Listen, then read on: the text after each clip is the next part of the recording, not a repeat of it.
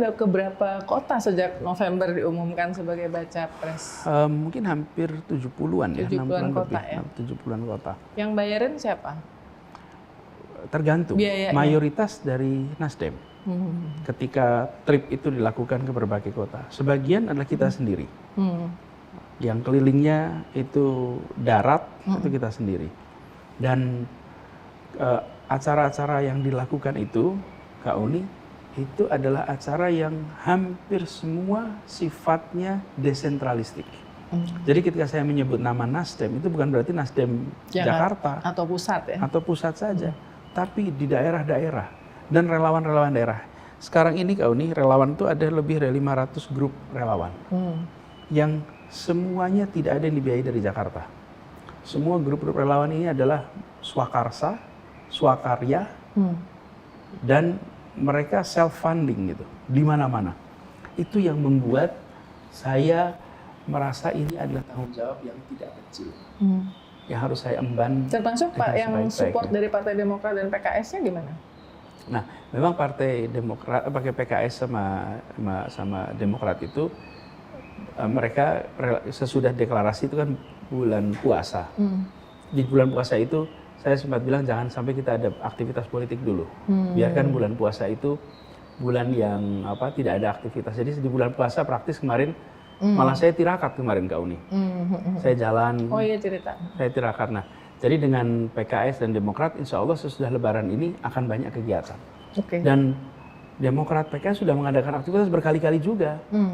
Berkali-kali juga saya datang di Banten, saya datang di Jakarta sini, kemudian juga ada kemarin di Jawa Barat. Jadi Demokrat juga begitu. Demokrat tuh banyak bikin kegiatan. Jadi sesungguhnya semua sudah melakukan aktivitas. Politik itu kan soalnya mahal ya. Dan kita nggak melihat bahwa Kak Anies, waktu itu Pak Surya Paloh pas ketemu dengan para pemimpin redaksi bilang, saya mendukung Anies padahal dia nggak ada duitnya. Jadi makanya saya tanya siapa yang bayarin pas keliling ke 70 itu ya. Pertanyaan terakhir. Tapi saya gini Kak Uni, memang capres-capres dulu pada punya uang. Pak Jokowi juga tidak punya. Betul, kan? Tapi karena surveinya tinggi, kemudian banyak yang mensupport. Nah, Anda ngerasa bahwa survei Anda di di peringkat ketiga itu terus orang-orang yang biasanya menjadi donatur sponsor kampanye itu mungkin juga agak reluctan merasa gitu? Sebenarnya begini. Nah, kalau kita lihat masa itu ya, baik untuk membandingkan bukan survei setahun sebelum pemilu dengan survei 5 tahun lalu, 10 tahun lalu, 6 bulan sebelum pemilu. Ada periode di mana Pak Prabowo itu jauh lebih tinggi daripada Pak Jokowi. Di awal itu. Ada periode itu. Nah, karena itulah kita usahakan. Karena itu saya melihat ini sebenarnya masih terbuka. Yang penting, biarkan semua pelaku, baik pelaku politik, pelaku sosial, pelaku ekonomi, pelaku budaya, bebas menentukan pilihannya.